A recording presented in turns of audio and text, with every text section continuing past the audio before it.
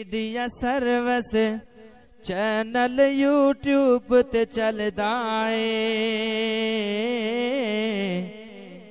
یزدانی شہید media service channel YouTube تے چلدا اے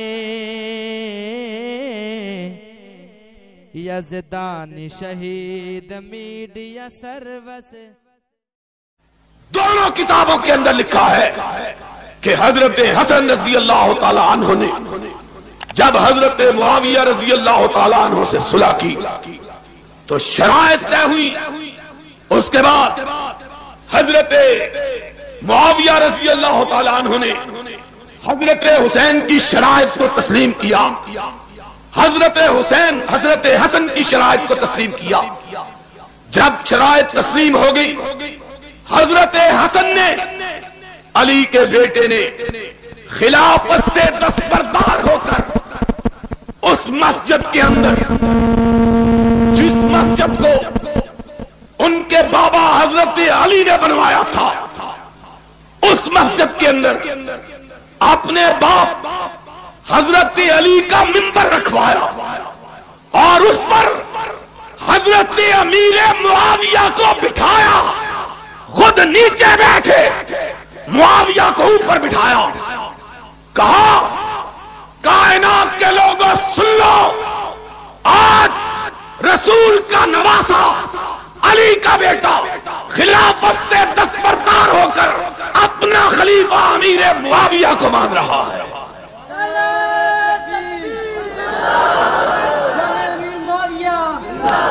یہ حضرت حسن رضی اللہ تعالیٰ عنہ نے کیا۔ جاؤ، یہ تمہاری دونوں کتابوں کا حوالہ، خود اکیلے نہیں آئے، حسین کو ساتھ لے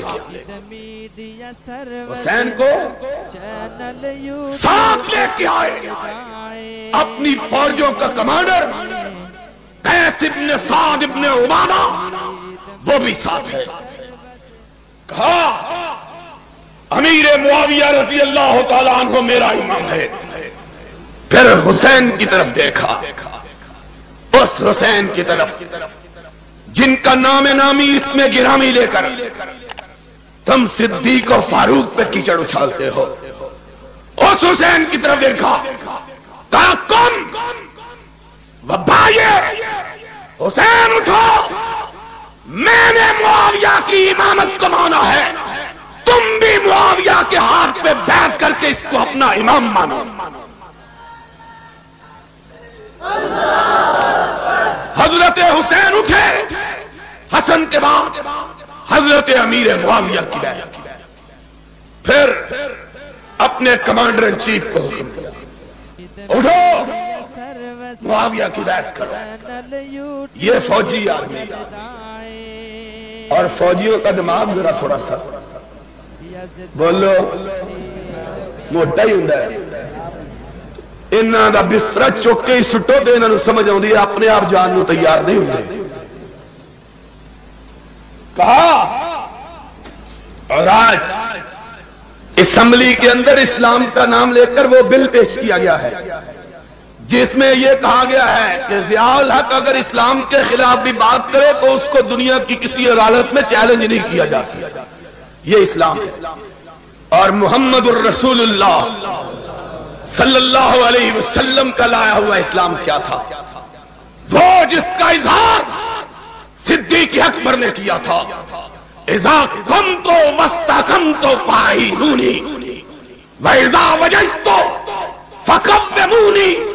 لوگوں، قرآن و سنت کے مطابق بات کروں تو میری مدد کرنا، قرآن و سنت کے خلاف ہٹ جاؤں تو مجھ کو پکڑ